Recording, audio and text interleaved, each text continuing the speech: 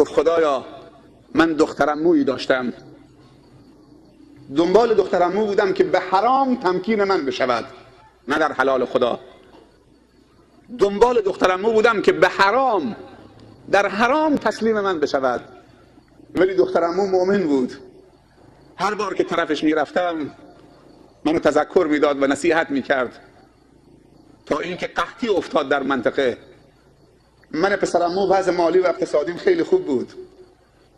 یک روز، دو روز، یک ماه، 2 ماه قحطی همه جا رو در بر گرفت. دخترعمویی که سالهای سال دنبالش بودم که تسلیم من بشه، تسلیم نمیشد، از خدا میترسید. یه روزی در خانه من زد، در باز کردم که دخترعموست. گفت پسرعمو میدانی قحطی شده، خدا به تو مال داده، امکانات داده، یه مقداری از اون امکانات در اختیار من بگذار تا بتونم خودم از مرگ نجات بدم.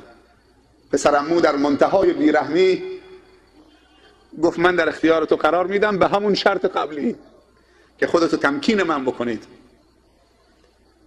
دخترعمو سرش انداخت پایین، رفت، خجالت کشید، دوباره برگشت، نیاز داره. دوباره رفت و برگشت، دوباره رفت و برگشت. هر بار که برمیگرده پسرعمو همون شرط رو مطرح میکنه. انسان نمیدونم بعضی موقع هوس حرام میکنه، در صورتی که همین دخترعمو راضی بود که زن حلالش بشه. تو هم پول داری، عقدش کن، زن حلالت باشه. چی لزومی داره که هی بگی شرط داری؟ کافیه که یک صیغه خونده بشه، زن حلالت میشه. ولی شیطان نمیذاره که صیغه خونده بشه. تا اینکه بعد از چند بار رفتن آمدن دخترعمو تسلیم شد. مسئله به جای پیش رفت که به جای باریک رسید، جای خطرناک و حساس. قبل از اینکه دامان عفیف و پاک دامن دخترعمو آلوده بشه توسط پسرعمو، دخترعمو فریاد زد. اونجایی که دیگه کار میخواست به نقطه صفر رسه، دخترعمو احساس خطر کرد، دوباره فریاد زد: یا ابن العم اتق الله ولا تفض الخاتم الا بحقها. ای پسرعمو از خدا بترس، اتق الله، و این کار رو انجام نده مگر با حقش. حقش یعنی صیغه عقد شرعی باید خونده بشه، حلال. خوب دقت بکنن برادرها که پسرعمو سالهای سال دنبال دخترعمو بوده و حرام محاله که به چنین جایی برسه بتونه ترک حرام بکنه.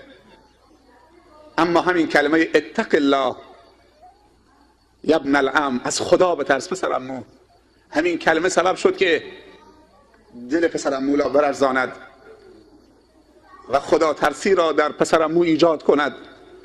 پسرعمو بلند شد. فاصله پسرعمو تا زنا کمتر از 1 ثانیه بود. فقط همین کلمه اتق الله نجاتش داد.